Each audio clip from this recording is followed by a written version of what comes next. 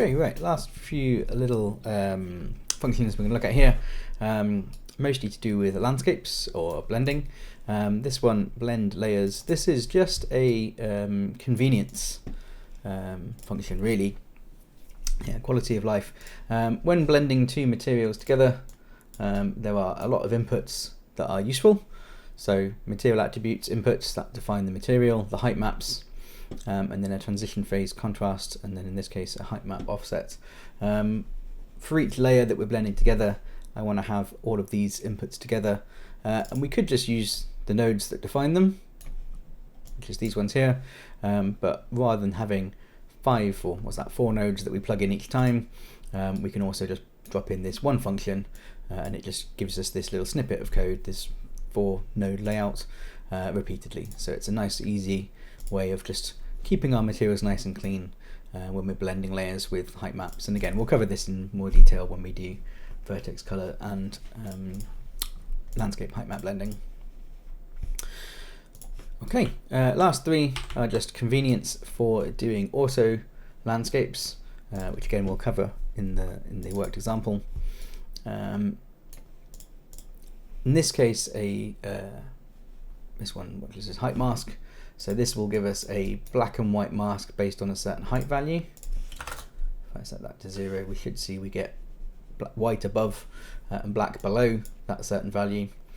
Useful for putting things like snow on top of mountains, so any kind of height-based thing, or riverbeds underneath certain heights, that kind of stuff. And again, these are just convenience, so you could just drop this math in directly, but it's nice and easy to sort of calculate the math, compartmentalize it into a function, and then when you need it, you can just grab the function. So that's the height mask.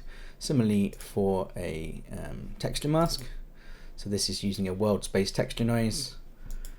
If I change to a cube, we can see we're getting some noise on the top.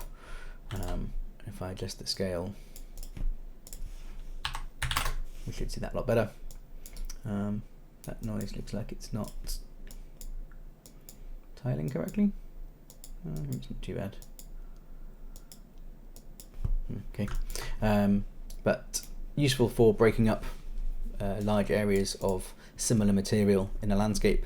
So you might find you have 3 variations of grass, and you just use a textured based noise to create that variation.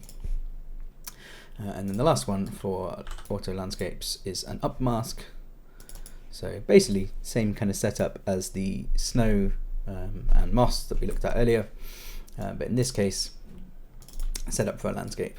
And so just comparing the surface normals to the up direction with some contrast, we can create an up mask, useful for cliffs, snow, anything like that where there is a directional component to that part of the landscape. You can see we're on top of this sphere here. So a few sort of useful functions, just sort of ease of use functions for doing landscapes. Okay, as you can see, I'm quite a big fan of functions. I think they add an awful lot of power and reusability to what we're doing. Anything you're doing making materials, I would 100% recommend looking at it and thinking, would this make more sense as a function? Partly you're going to make your materials nice and easy to read, easy to work with for yourself in the future, returning back to old projects or teammates if you're in group projects.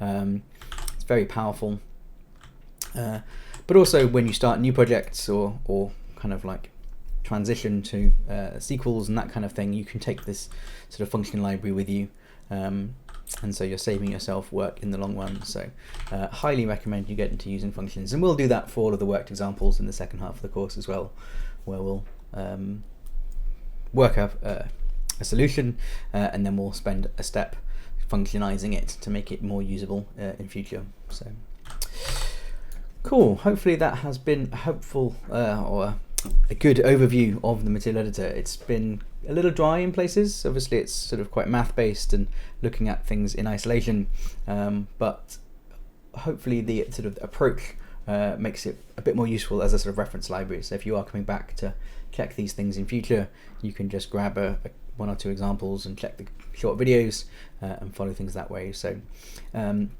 I say, in the second half we'll be going over much more in-depth worked examples in a number of topics. So looking at master materials decals, world space blending and world space materials, vertex painting landscapes, and then finally the layered material system, and that will be the second half of the course.